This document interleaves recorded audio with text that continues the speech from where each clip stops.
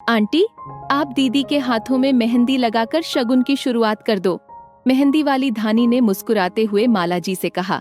हाँ, मैं अपनी बेटी के हाथों में शगुन की मेहंदी का टीका जरूर लगाऊंगी। कहते हुए माला जी ने धानी से मेहंदी का कोन लिया। आस्था के हाथों में मेहंदी लगाते हुए माला जी की आंखें डबडबा गईं, परंतु उन्होंने आंचल के कोने से नजर बचाकर पोंछ लिया। तभी वहां रोहन और उसके दोस्तों ने डीजे शुरू करवा दिया और तेज आवाज में गाने की बीट्स पर सभी थिरकने लगे। माला जी ने शगुन का मेहंदी का टीका लगाकर धानी के हाथ में मेहंदी का कोन पकड़ा दिया और बाहर आकर खाने पीने का इंतजाम देखने लगी। रह रहकर उनकी आंखें भर आती। पीछे से रोहन कब से आकर उनको देख रहा था, उन्हें पता ही नहीं चला। जब वे अंदर जाने को मुड़ी तो रोहन बोला, माँ, आज वत्सल भैया की बेहद याद आ रही है। माला जी ने कहा, वत्सल तो हम सबके दिल में है, अभी आस्था को संभालना है। जी माँ। हाल में आकर रोहन आस्था के हाथों में मेहंदी लगी देखकर कहता है, दीदी लाओ, मैं भी एक टीका लगा दूं। आस्था की आंखों से आंसू बहते देखकर माला जी लाड से कहती हैं, कर दिया ना मेरी बेटी को परेशान। माँ, रोहन को कुछ न कहो, कहते हुए गला रुंध गया उसका। बाहर अड़ोसी पड़ोसी बात कर रहे थे। हिम्मत हो तो माला जी जैसी।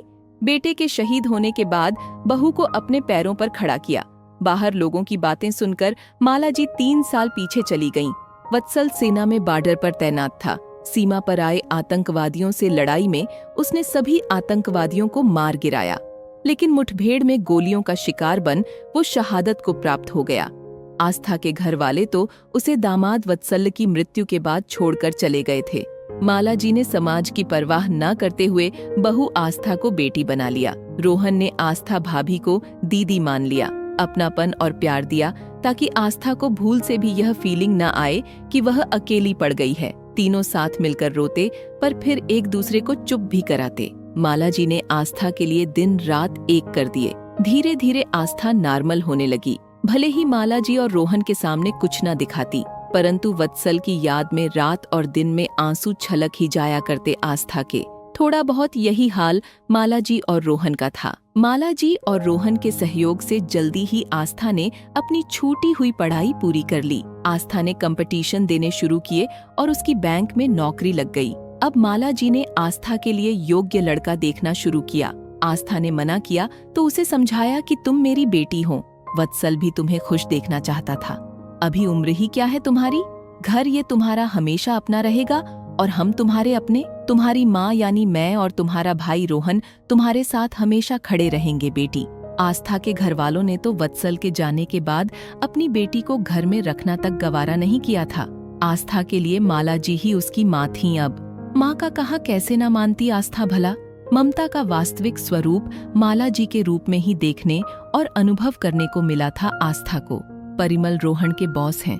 रोहन के जरिए उन्हें आस्था के बारे में पता चला तो आगे बढ़कर परिमल ने सीधे माला जी से आस्था से शादी करने की बात की। माला जी ने परिमल को परखा। उनके माता पिता से बात करने के बाद आस्था से राय पूछी। आस्था ने माला जी के ऊपर सब कुछ छोड़ दिया था। उसे उनके ऊपर पूरा विश्वास था, तो माला जी के समझाने पर वह परिमल से मिली। आस्था की रजामंदी से आस्था और परिमल की शादी तय हो गई और आज मेहंदी की रस्म है। तभी आस्था के लिए रोहन खाने की थाली ले आया और माला जी वर्तमान में लौटकर अपनी बेटी को अपने हाथों से खाना खिलाने लगी। मेहंदी के बाद तो दिन पता ही नहीं चले और देखते ही देखते हल्दी भात के साथ विवाह का शुभ दिवस आ पहुंचा। आस्था को विदा किया माला जी ने भारी मन से और साथ में आस्था से एक ही बात बोली, वो बेटी, ये घर हमेशा तुम्हारा रहेगा। हम तुम्हारे साथ हमेशा खड़े मिलेंगे। अपने को कभी अकेला मत समझना। आस्था सिसकियां भरकर रो पड़ी तो रोहन बोला, दीदी मेकअप खराब हो जाएगा। रोते रोते आस्था के होंठ मुस्कुरा उठे। परिमल बोल उठे, मम्मी जी, आस्था को कोई तकलीफ नहीं होगी और आपकी बेटी पर आपका पहले जैसा ही हक रहेगा। कहीं ना कहीं माला जी आज दिल में आस्था के लिए संतुष्ट हैं। अपने बहू को अपनी बेटी बनाकर पैरों पर खड़ा किया और अच्छा जीवन साथी देखभाल कर बेटी का घर बसाया।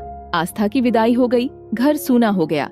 आज एक माँ अपने बेटे की तस्वीर के आगे जी भरकर रोई।